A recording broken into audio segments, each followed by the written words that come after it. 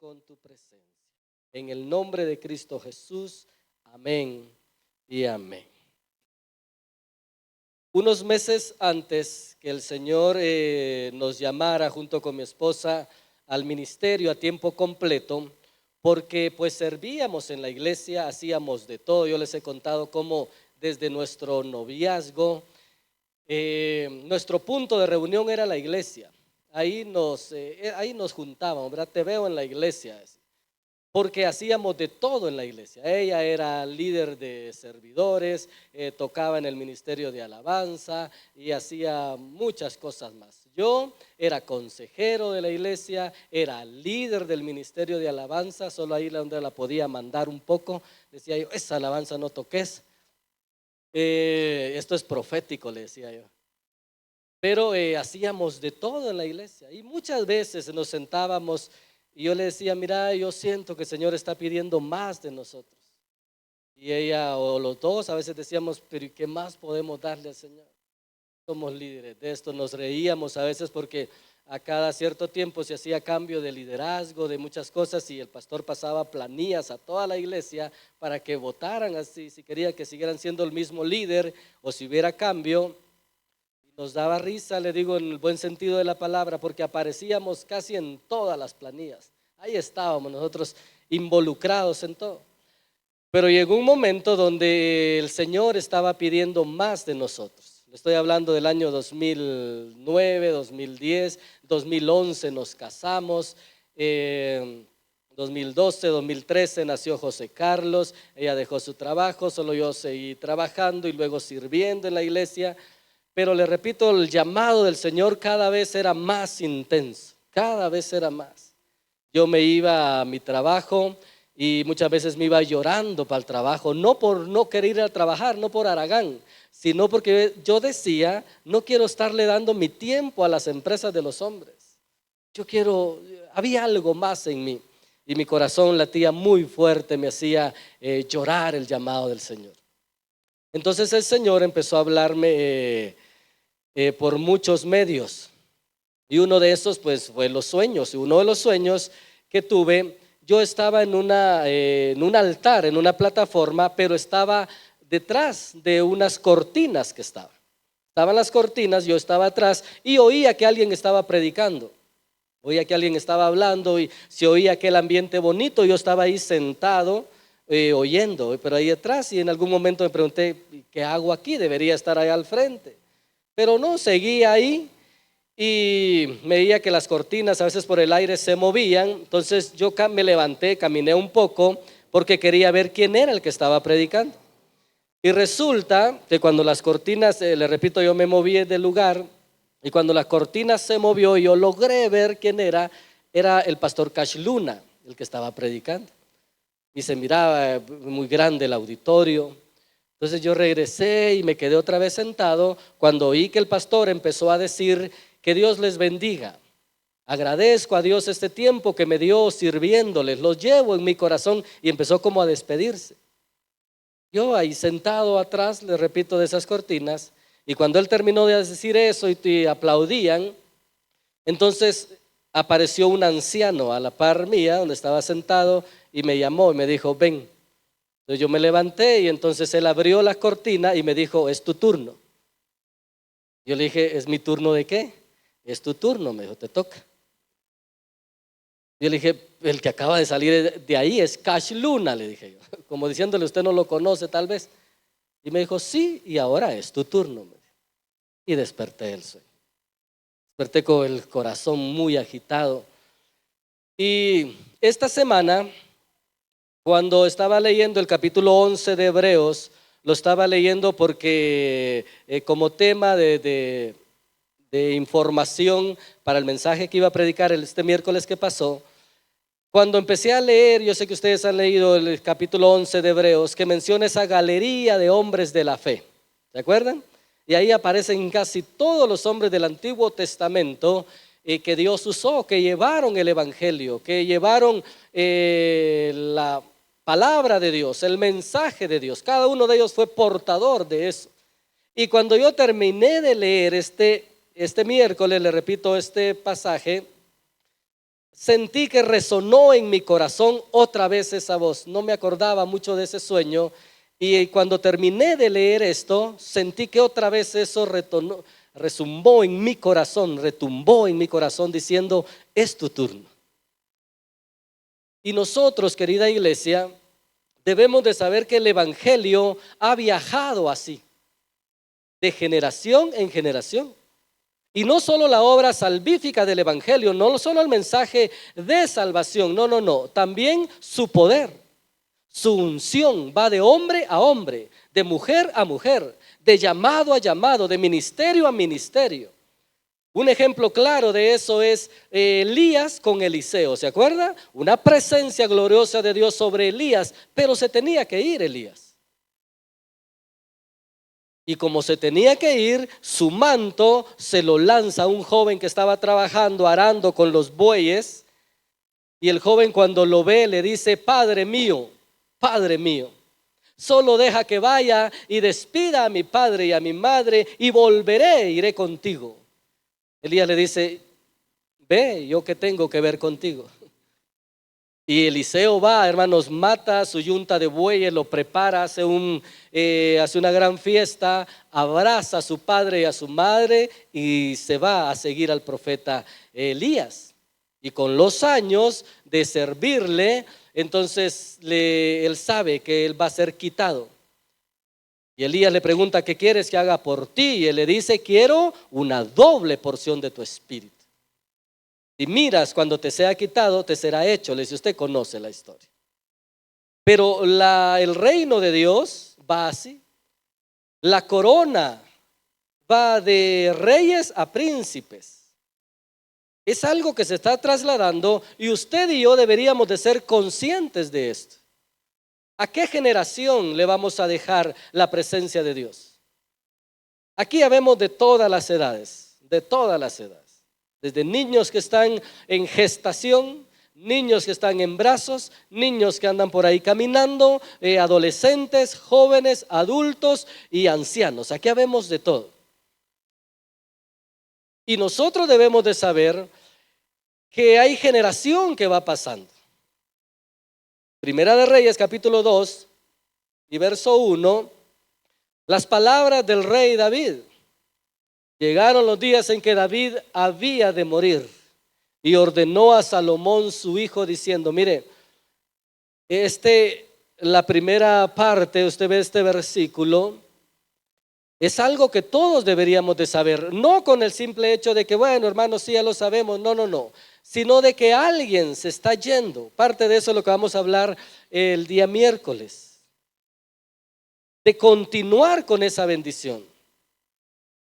Aquí el salmista, si usted lee entre líneas, no le está diciendo simple y sencillamente, mira, Salomón, te cuento que me voy a morir. No. Le está hablando con respecto a la corona, al trono que se iba a quedar vacío. A eso se está refiriendo. No simple y sencillamente dándole información de que se iba a morir. No, eso ya lo sabía. Pero hay un trono que queda disponible, hay una corona. Hay un ministerio, hablando ya el mensaje que quiero transmitirle. Hay un mensaje, hay un compromiso, hay un liderazgo. ¿Quién lo toma? Y el mensaje de David a su hijo le dice, verso 2, yo sigo el camino de todos en la tierra. Esfuérzate y sé hombre. Vaya palabra, hermano.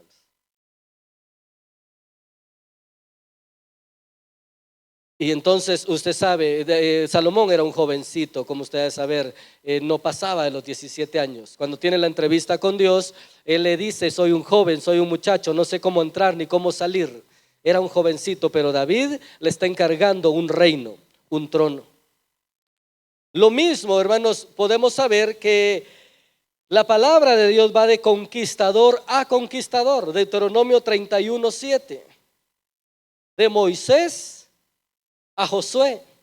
Y llamó Moisés a Josué y le dijo en presencia de todo Israel, esfuérzate y anímate, porque tú entrarás con este pueblo a la tierra que juró Jehová a sus padres que les daría, y tú se las has de heredar, tú se las vas a dar en herencia.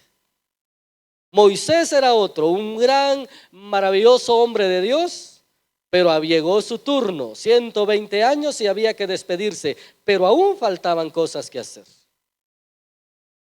¿Cuántos saben que todavía faltan cosas que hacer por la iglesia o para la iglesia y para la ciudad? ¿Cuántos saben que faltan cosas que hacer? Y los hombres y las mujeres que tienen la pasión, el llamado, a veces se van. No simple y sencillamente porque deben de morir, sino porque el Señor los puede llamar para otro lugar y el llamado del Señor continúa. Los hombres, las mujeres de Dios se quedan, pero Dios es eterno y su llamado continúa con él.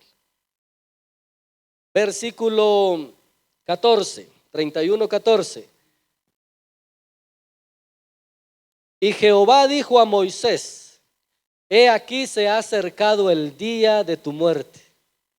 Llama a Josué y espera en el tabernáculo de reunión para que yo le dé el cargo. Yo no sé si usted puede imaginarse este cuadro, hermanos. Le repito, Moisés ya ha tenido esa plática con Dios. Y usted sabe que Moisés le rogó a Dios que lo dejara entrar a la tierra prometida y Dios le dijo: no, la vas a ver con tus ojos, pero no vas a entrar. Pero ha llegado el tiempo en el que te tienes que ir. Ahora, ¿se terminaba ahí la misión? No se terminaba. Habían cosas que conquistar. Así pasa con nosotros, hermano. Con nuestra familia, con nuestra empresa o con la ciudad. Aún hay cosas que conquistar. Y él le dice: llama a Josué y esperen en el tabernáculo de reunión y yo le voy a dar el encargo. Fueron pues Moisés y Josué y esperaron en el tabernáculo. Dios le da unas palabras a Moisés y luego le habla a Josué. Verso 23, versículo 23. Y dio orden a Josué hijo de Nun, es Dios hablando, y dijo: esfuérzate y anímate, pues tú introducirás a los hijos de Israel en la tierra que les juré, y yo estaré contigo. Sabe que esta última parte es algo que nosotros debemos de atesorar en nuestro corazón, porque lo que el Señor promete siempre va a ser su presencia. Y yo estaré contigo, y con su presencia usted es más que vencedor. No habrá enemigo, por muy grande que sea, no podrá detenerlo, porque el Señor estará a su lado. ¿Cuántos creen eso? Dios caminará contigo, te lo aseguro. El Señor caminará contigo. Deuteronomio 34:9. 34:9. Y Josué hijo de Nun fue lleno del espíritu de sabiduría, porque Moisés había puesto sus manos sobre él. Y los hijos de Israel le obedecieron e hicieron como Jehová mandó a Moisés. De conquistador a conquistador, de ungido a ungido. Cuando usted ora por alguien, yo no sé si usted ha tenido esta experiencia, pero no pasa con todos, pero cuando usted ora por alguien que tiene un llamado de Dios, algo se conecta muy rápido. Su corazón empieza a palpitar muy rápido. Las lágrimas a veces empiezan a salir. La presencia del Espíritu Santo como que los abraza a los dos y sabe que algo se está transmitiendo. De ahí porque el cuidado de que nosotros debemos de tener quien ora por nosotros. Pero también surgen estos llamados maravillosos. Espíritu de sabiduría, de ciencia, de unción, se puede transmitir. El llamado del Señor puede ir de maestro a discípulo también. Segunda Timoteo 1:6. De Pablo a Timoteo. Segunda Timoteo 1:6. Por lo cual te aconsejo que avives el fuego del don de Dios que está en ti por la imposición de mis manos. Otro gran hombre de Dios despidiéndose. La última carta de Pablo, los que saben de esto, es la segunda carta que le escribe a Timoteo. No se la escribe a ningún familiar, no lo escribe a ninguna iglesia, se la escribe a Timoteo. ¿Quién es Timoteo? Alguien que ha estado pegado a Pablo, que ha visto cómo Pablo ha predicado el evangelio. Y un día se lo encontró. Si usted no sabe cómo Hechos 16, 1 y 2 nos dice cómo Pablo se encontró a Timoteo. Hechos capítulo 16 y verso 1, Pablo en su caminar, hermanos, llega a estas ciudades y usted ve que oye acerca de este discípulo. 16, 1, versículo 1, chicos. Versículo 1, pero es la referencia que yo quería darle. Después llegó a Listra o a Derbe, y aquí había ahí cierto discípulo llamado Timoteo, hijo de una mujer judía creyente, pero de padre griego. Verso 2, y daban buen testimonio de él los hermanos que estaban en Listra y en Iconio. Desde ahí, hermano, el apóstol Pablo llamó a Timoteo. Y Pablo aprendió de Timoteo. Y cuando Pablo se debía de ir, le tiene que dejar el encargo del ministerio a alguien. Y se lo deja a Timoteo. Nosotros, hermanos, debemos de saber, muchos de los que están aquí, yo estoy seguro, porque sé que el Señor me lo ha dicho a través de que yo iba a compartir esta palabra, de que muchos de los que están aquí tienen un llamado especial de Dios. Hay una unción que te está persiguiendo, hay un llamado que no te ha dejado. No es casualidad que a cada poco sientas ese apetito, esa hambre, esa sed de Dios por buscar de su presencia. Que llores, que no te puedas ir, que sabes que estás viviendo mal y aún así permaneces en la iglesia. No es casualidad, hay algo que te está llamando. Y tú debes de saber identificar esto y debemos entonces nosotros ponernos a la disposición de Dios. ¿Cómo comienza el ministerio? Sirviendo. La mayoría de hombres de la Biblia usted puede encontrarlos que lo primero que hicieron fue servir. Algunos por poco tiempo, otros por muchos años. Así empiezan, así empezamos. Yo creo que son principios del reino de Dios que no han cambiado. Yo era feliz cargándole la vida, la Biblia al pastor, llevándole su mochila, jalando las sillas, las bocinas, los instrumentos. La primera iglesia cuando serví y solo una guitarrita había y estaba ahí un bandolón así viejito por ahí, y un día empecé a limpiarlo y el hijo del pastor me dijo, Carlitos, ¿no querés que te enseñe? Así me ayudás y me acompañás. ¿Verdad? Los que conocen ese gran bandolón, entonces yo empecé a limpiarlo, él lo afinó, me empezó a enseñar y aprendí. El problema es cuando había que salir a hacer culto afuera, me tocaba cargar, cada quien con su instrumento, me decía. Y yo iba con el gran bandolón, más grande el bandolón que yo, y ahí tocaba, hermanos. Decían, un fantasma está tocando el bandolón que no se mira nadie atrás, decía. Pero así empezamos a servir. Un pequeño llamado, hermanos. Estar ahí sirviendo al Señor. Y Dios, hermanos, traza sus planes. Y Dios hace que pastores, ministros empiecen a pegársele a un joven o a una familia para de algún modo enseñarle. Eso me pasó a mí, hermanos. Había pegado, de alguna otra manera me tocó servirle a muchos pastores, tal vez no a muchos, pero a unos 3, 4, y siempre me encargaban cosas, y siempre me llamaban, y siempre yo estaba ahí con ellos. Y allá por el año 15, que le repito, el llamado del Señor fue muy intenso sobre mi vida, y yo dije, no aguanto más. Un pastor de la capital me llamó y me dijo, Carlitos, ¿dónde está pastoreando? Me dijo, no estoy pastoreándole, todavía sigo sirviendo ahí en la iglesia. No, hombre, me dice, pero usted sabe que Dios lo está llamando.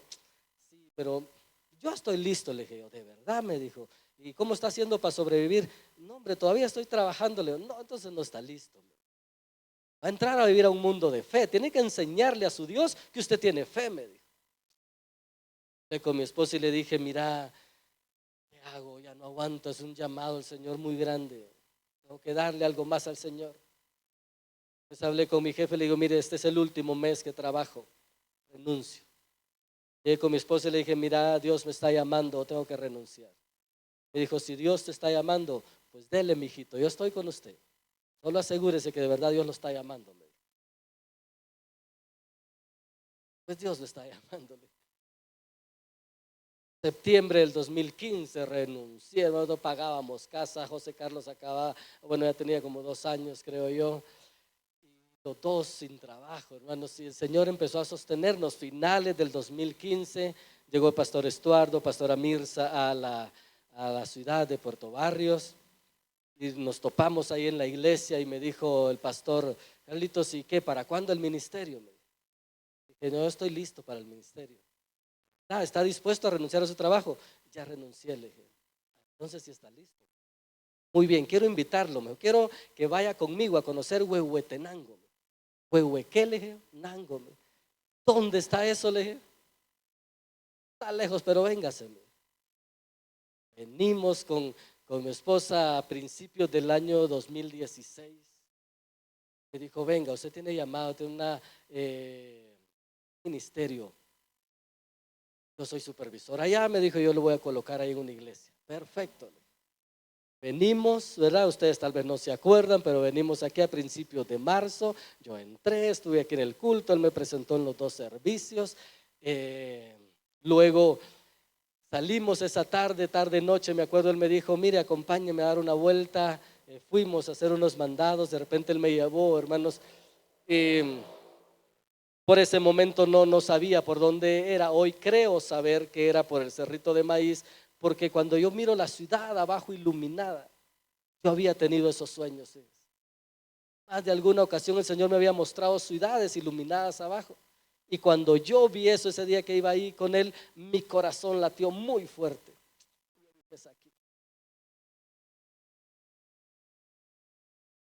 Hablamos con mi esposa, nos regresamos. Luego ellos me llamaron y dijeron: ¿qué piensa? ¿Le gustó? Y le dije: bueno, no es tanto que nos gusta, el Señor nos está llamando, sentimos que está. Muy bien, dijo: vénganse, nos ayudan aquí. Luego lo colocamos en un lugar perfecto. Empezaron a pasar los meses. Luego él dejó ese cargo de supervisor. Y yo le dije: pastor, ¿y ahora quién me va a poner de pastor en otro lugar? Me dijo: no, síganos ayudando. Yo miro que la gente, usted le cae bien a la gente. Me dijo: será, le dije, o sea, hacen. Le dije: no, ayúdenos. Me dijo: después yo le voy a hablar al otro supervisor, yo conozco a todos los supervisores. Me dijo: bueno, perfecto, seguimos. Pero luego empezaron algunas crisis, hermanos, personales, matrimoniales, una escasez financiera terrible. Yo les he contado, hermanos, cómo salíamos de grandes cultos, de los domingos llenos de lindos y todo, y nosotros salíamos en la moto, ¿se acuerdan ustedes? Nuestra moto, y ahí íbamos los 4, yo, mi esposa, José Carlos y Giselle, que ya había nacido. Íbamos los 4 en la moto y pasábamos una tienda a pedir fiado, a pedir media docena de huevos porque no teníamos, faltaban unos 3, 4 días para fin de mes. Encima de después eso lo aguanta uno porque dice: bueno, Dios me llamó y Dios sabe lo que está haciendo. Pero después muchos problemas, hermanos, que no vale la pena contar. Pero yo recuerdo de haber llegado y le digo: pastor, usted me prometió que me iba. Y me dijo: mire, yo lo voy a colocar. Y entonces me dijo: mire, yo conozco al supervisor de San Marcos, le voy a hablar al de San Marcos, ¿se quiere ir para allá? Bueno, le decía: así es el llamado de Dios. Pasaban los meses sin nada. Luego nombraron de supervisor a uno que nosotros conocía, fue mi maestro en el seminario, pastor Balmer Ayala, que hoy es a nivel nacional, hoy es el superintendente nacional de la iglesia. Y lo nombraron, entonces no era, lo nombraron aquí para el sur. Entonces él sabía que yo lo conocía y me dijo: mire, ya sabe que Balmer Ayala está aquí. Sí, pastor, le voy a hablar, ¿se quiere ir para el sur? Me dijo. Sí, le dije, para donde sea, lejos de esta gente. No es cierto. Para donde sea, le dije. Yo recuerdo, yo les he contado, vení muchas veces a llorar a este altar diciéndole: Señor. Con mi esposa ella me miraba mal, me decía: te veo mal, ¿qué te pasa? Y decía: es que no sé, hay algo que me está pasando y no quiero ir aquí. Me dice: bueno, pero oremos siempre. Pasaron los meses y los años, como usted sabe, y no ocurrió eso. Dios tiene sus planes. Y de algún modo la gente, sin saberlo, le transmite la gracia, la unción. Y eso se va pasando, hermanos, le repito, de generación en generación, de hombre a hombre, de mujer a mujer. Y el llamado del Señor, hermanos, por la obra de Dios va a continuar. Y hoy le repito que yo leía, o esta semana que yo leía este pasaje de esta galería de hombres de Dios, yo sentí otra vez, retumbó esa palabra en mi corazón. Es tu turno, te toca. Y cuando yo veo, hermanos, los hombres de Dios, aquellos, hermanos, que recibieron ese llamado maravilloso, cada uno de ellos, saben, se encargó de que el mensaje y el poder de Dios no se devaluara, sino que siguiera en la misma línea. Algunos de ellos los levantaban más, mostraban a un Cristo más poderoso, a un Cristo más amoroso. No todos tenían la vida perfecta, de hecho casi nadie, porque no hay que esperar tener una vida perfecta, solo hay que decirle al Señor, aquí estoy. Encargaste en mí tu evangelio, por eso estoy sentado, por eso vengo cada domingo, cada miércoles a sentarme tu palabra, a sentarme a escuchar tu palabra. Es porque Dios le tiene un encargo. Es porque Dios se fijó en usted. Algunos por eso tienen o tuvieron la vida que han tenido, porque Dios los está conduciendo a algo. Lo que unió a todos estos hombres, hermanos, ¿sabe qué fue? La fe. No tenían nada claro muchos de ellos, nada específico. El Señor no les mostró, solo les hablaba y le creían al Señor. ¿Qué es la fe? Hebreos capítulo 11 y verso 1. ¿Qué es la fe? Es pues la fe, ¿qué es? La certeza de lo que se espera y la convicción de lo que no se ve. Usted no ve nada, pero le cree a su Dios. ¿Cuánto le creen a su Dios? Usted le cree a su Dios y camina. Dice, ¿y para dónde voy? Algunos tienen su propósito bien claro, otros tal vez no, pero le creen a Dios. ¿Sabe qué es eso? La fe. Y eso es lo que nos va uniendo. Desde el primer hombre que se menciona en este capítulo, que es Abel, hasta el último, hermanos, de los del Antiguo Testamento, hay casi 1500 años de diferencia. ¿Y sabe qué los ha unido en esa línea de tiempo? Es la fe, creerle a su Dios. No es otra cosa.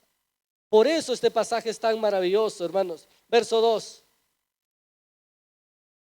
Porque por ella alcanzaron buen testimonio los antiguos. 3. Por la fe entendemos haber sido constituido el universo por la palabra de Dios, de modo que lo que se ve fue hecho de lo que no se veía. 4. Por la fe Abel ofreció a Dios más excelente sacrificio que Caín, por lo cual alcanzó testimonio que era justo, dando Dios testimonio de sus ofrendas, y muerto aún habla por ella. ¿Qué hizo que Abel fuera recordado hasta nuestros tiempos? Una ofrenda que usted necesita fe para ofrendar, para darle a Dios. ¿Qué necesita? Fe. De que lo sostiene a usted no es su empresa, no es su trabajo, no es los clientes. A usted y a mí nos sostiene el Padre, que es el dueño de todo, y Él es el que lo bendice. Alguien lo sostiene, Dios. Alguien sabe que su empresa, su trabajo, lo sostiene el Señor. Yo una vez, hermano, que deseaba un trabajo y le dije, Señor, ese trabajo lo necesito. Mira, se trabajan solo 3 días a la semana, voy a tener muchos días yo tratando de convencer a Dios. Todavía voy a descansar mucho para tener tiempo, Señor, para servirte. Dios me lo iba a dar de plano, pero ya ve que uno se angustia y que no aparece, no aparece. Entonces digo, Señor, te prometo que el primer salario que gane completo el mes lo voy a dar en la iglesia. Y hermanos, a los días, semanas, no sé qué, me llamaron y me dijeron, mire, está su trabajo, aquí está su plaza. Y yo fui, ¿verdad? Y entré y trabajé y el primer mes me dieron mi cheque. Nunca había ganado tanto. Yo llegué a la iglesia y yo dije, bueno, voy a apartar mi diezmo para el Señor. Entonces apareció esa voz, ¿no se te olvida algo? No, no se me olvida nada. ¿Te que prometiste algo? ¿Verdad? Yo dije, no, yo lo prometo. Voy a dar la mitad. Ahorita dije la mitad, ya uno se cree más listo que Dios. Y mi corazón no me dejaba. Así que lo metí en un sobre y lo entregué. Promesa cumplida. El Espíritu Santo a un lado me decía, bien hecho, así se hace. El diablito por el otro lado me decía, qué burro sos. Menso. ¿Qué vas a hacer ahora? Pero de eso se trata, hermanos, de fe. Versículo 5. Por la fe Enoc fue traspuesto para no ver muerte y no fue hallado porque lo traspuso Dios. Y antes que fuese traspuesto tuvo testimonio de haber agradado a Dios. Enoc, hermanos, sabe, no ha muerto. El tipo vivió 365 días. Y la Biblia dice que caminó Enoc con Dios y Dios se lo llevó. ¿Y cómo así que se lo llevó? Sí. Iban ahí platicando y le dijo, mira, venite conmigo. Como ese es su amigo que se le dice, vení, te voy a dar jalón. Yo le dijo, te voy a dar jalón a la eternidad. Y allá está, hermanos. ¿Y qué? ¿Y no va a morir? Sí va a morir. Va a morir un día porque carne y sangre no pueden heredar el reino de Dios. Pero es por la fe. Caminar con Dios te lleva a cosas que tú nunca has esperado. Gloria al Señor, camina contigo. Verso 11. Vamos a leer algunos versículos de estos personajes de este capítulo, hermanos. Versículo 11. Por la fe también la misma Sara, siendo estéril, recibió fuerza para concebir y dio a luz aún fuera de tiempo de la edad, porque creyó que era fiel quien lo había prometido. Sara, hermanos, es una mujer anciana ya, pero el anhelo y el deseo de tener un hijo y no podía, usted sabe, mire, tuvo que venir la mano y el llamado del Señor. Sara representa a todas esas mujeres que necesitan un milagro para concebir. Esas que sueñan con su bebé, esas que se casaron, tenían la esperanza y tal vez no sabían que había algún problema en su sistema, su organismo. Sara representa a estas mujeres que lo que necesitan es el toque del Señor, la gracia, el poder de Dios, que el Señor sople sobre ellas. Ella representa a Sara. Versículo 17. Por la fe Abraham, cuando fue probado, ofreció a Isaac, y el que había recibido la promesa ofrecía a su unigénito. Este es el hijo que te prometí, le dijo Dios. Le llamaron Isaac, risa. Y Abraham feliz y Sara feliz con su hijo. Y a los años aparece Dios, dame a tu hijo. ¿Cómo así? Sacrifícalo, mátalo para mí. Señor, ¿cómo así? Si el que me prometiste que iba a heredar naciones, mátalo. Abraham en este punto representa a aquellos que prefieren quedarse sin opciones para seguir a su Dios, que rompen compromisos con el mundo, que rompen compromisos con amistades, con familias, por decir, mi Dios es lo único que tengo, y se lo entregan a Dios. Es la única vida, es el único tiempo. ¿Cómo se lo voy a dar a alguien más? A mi Dios que le voy a dar todo. Verso 21. Por la fe Jacob al morir bendijo a cada uno de los hijos de José y adoró apoyado sobre el extremo de su bordón. 22. Por la fe José al morir mencionó la salida de los hijos de Israel y dio mandamiento acerca de sus huesos. Mire este tipo, hermano José, le dijo, mire, reunió al pueblo, yo me voy a morir, pero saben, Dios los va a sacar de aquí, y cuando eso ocurra, se llevan mis huesos, por favor. Mis huesos no se quedarán en esta tierra pagana de Egipto. Mis huesos deben de quedar en la tierra que Jehová les dio. Jacob y José representan a los que profetizan sobre su futuro, A los que por la fe dice: yo no veo mucha esperanza en mí, pero la esperanza está en Dios, y mis hijos van a ser guardados por Dios. Mi casa va a ser guardada por Dios. No veo esperanza en mi salud, pero mi salud está en Dios. No ven esperanza en su casa, en su empresa tal vez, o en algunas otras cosas, hermano, pero profetizan sobre su futuro. Dicen: mañana estaré mejor. ¿Cuántos creen que hay un mejor venir por usted? Porque Dios estará en su mañana también. Versículo 23. Por la fe Moisés, cuando nació, fue escondido por sus padres 3 meses, porque le vieron un niño hermoso y no temieron el decreto del rey. 24. Por la fe Moisés, hecho ya grande, rehusó a llamarse hijo de la hija del faraón. ¿Sabe a quiénes representa Moisés? Aquellos niños que los traemos a la iglesia, que los cuidamos del mundo. Pero ya llegará un momento donde no podremos cuidarlos más. Tendrán que irse. No irse de la iglesia, pues, sino que usted los dejará. Tendrán que ir solo con sus amigos. Tendrán que ir a lugares donde mamá y papá no pueden estar. Irán solos. Pero cuando crezcan, en vez de escoger el mundo, van a escoger a Dios. Yo creo eso, hermano, que mis hijos van a escoger a Dios siempre para servirle. Que cuando sean grandes y el mundo los ponga que decidir, decidan siempre por su Dios. Se acordarán, no importa que se hayan ido de la iglesia, querido hermano, hermana, tal vez tus hijos no están aquí, pero no importa que se hayan ido, instruye al niño en su camino, y aunque fuere viejo, no se apartará de él. Regresará, te lo aseguro. Verso 25. Escogiendo antes ser maltratado con el pueblo de Dios que gozar de los deleites temporales del pecado. Verso 29. Por la fe pasaron el mar rojo como por tierra seca, e intentando los egipcios hacer lo mismo, se ahogaron. No todos salen de las tormentas que a ti te tocan pasar.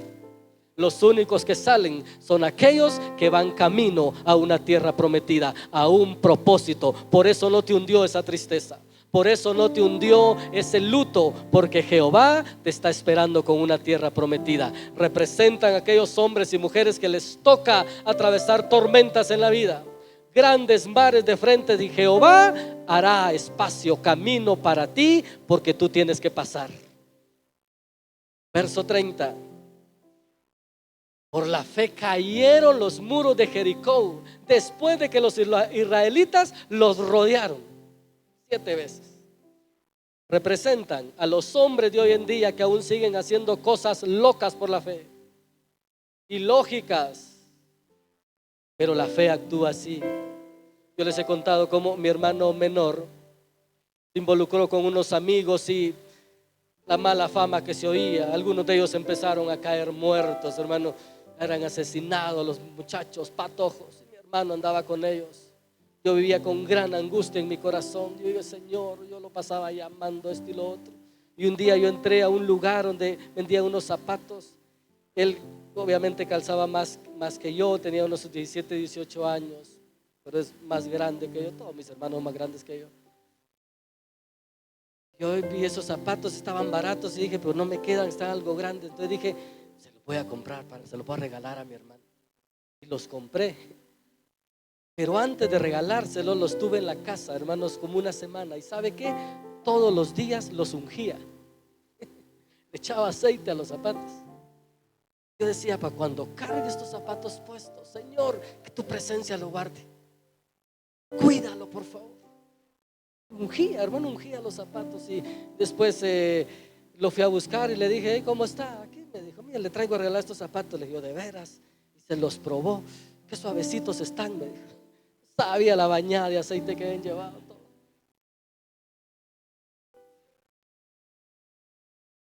Por misericordia de Dios salió de ese lugar. La mayoría de ellos, lamentablemente, sus amigos, casi todos murieron, ¿no?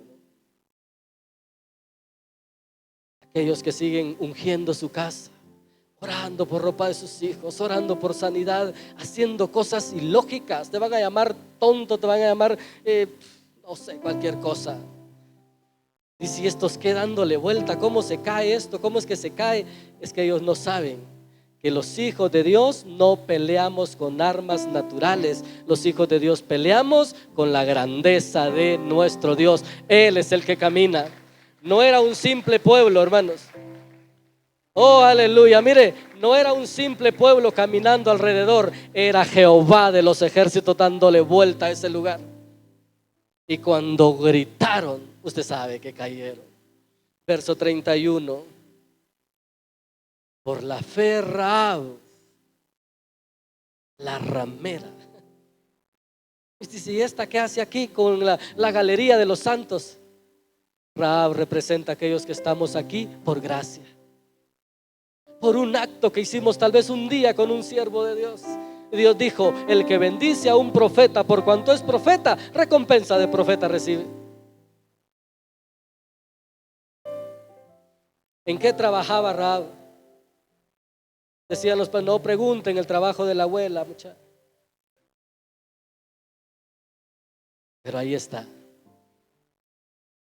por la fe en Cristo Jesús.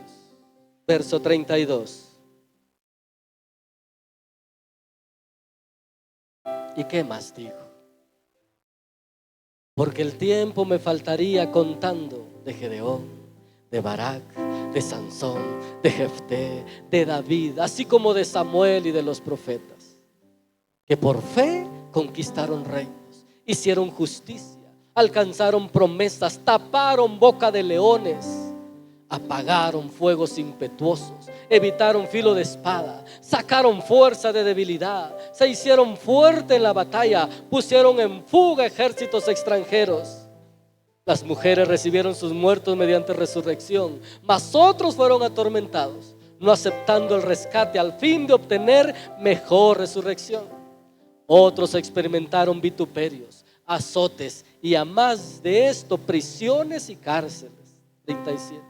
Fueron apedreados, aserrados, puestos a prueba, muertos a filo de espada. Anduvieron de acá para allá cubiertos de pieles de ovejas, de cabras, pobres, angustiados, maltratados, de los cuales el mundo no era digno.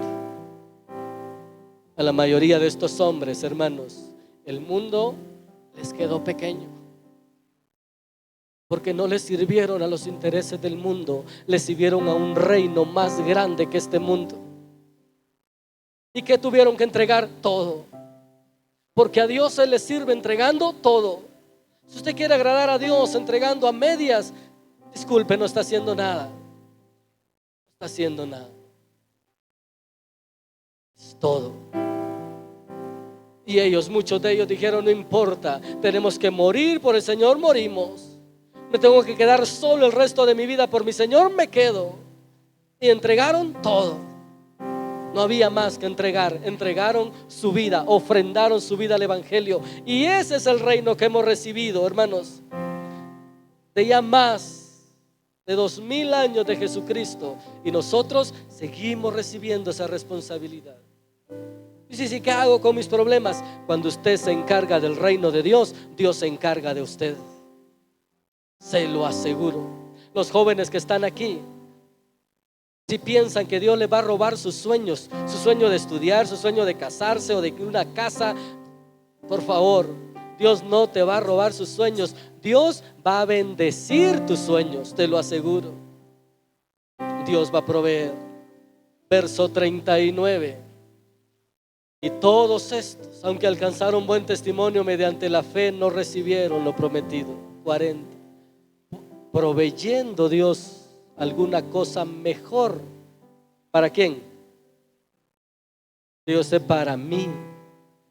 Proveyendo Dios una cosa mejor para nosotros, para que no fuesen ellos perfeccionados aparte de nosotros. La gloria del Señor te está esperando. Es tu turno. ¿Turno de qué? Turno de vivir en la gloria de Dios. Turno de conocer el poder de Dios. turno de conocer que al Dios que le sirves no es cualquier imagen, no es cualquier mito. El Dios que tú le sirves es el creador del cielo y de la tierra y de todo lo que vemos y no alcanzamos ver. Tu Dios es poderoso y tú tienes que conocerlo. Es el Dios de lo sobrenatural. Es el Dios que provee, que te da gente que tú ni siquiera conoces, pero tú la necesitas, Dios la va a traer. Es el que te da la salud que tú necesitas. Es el que cumplirá cada propósito en ti. El Dios todopoderoso es el que camina a tu lado, el que mueve las montañas, las cuales tienen que sacudirse con su presencia. Es el que camina contigo. Por favor, iglesia, es tu turno de conocer a tu Dios. Y es tu turno de mostrarle al mundo que no le sirves a cualquier Dios. Que los testimonios de sanidad no se terminen. De los testimonios sobrenaturales de Dios no se queden, porque mi Dios sigue siendo el Dios de estos hombres, o el Dios de estos hombres sigue siendo mi Dios. ¿Alguien tiene un Dios como este? ¿Alguien se atreve a conocer a su Dios? Amén. Póngase de pie, por favor. Capítulo 12 y verso 1. Hebreos 12:1. Por tanto, escucha, iglesia, escucha, querido hermano, querida familia en Dios. Por tanto, nosotros también, teniendo en derredor nuestro tan grande nube de testigos, despojémonos de todo peso y del pecado que nos asedia, y corramos con paciencia la carrera que tenemos por delante. Verso 2. Puesto los ojos, ¿en quién? ¿En quién? En Jesús, el autor y consumador de la fe, el cual por el gozo puesto delante de él sufrió la cruz, menospreciando el oprobio, y se sentó a la diestra del trono de Dios. Ahí está tu capitán, ahí está tu rey, y usted y yo debemos de aprender a conocerlo. Amén. ¿Cuántos creen de verdad que tienen un Dios grande? ¿De verdad conoces a tu Dios grande? Deja que el Espíritu Santo te lo muestre. Puedes levantar tus manos un momento y decirle: Espíritu de Dios, Espíritu de Dios,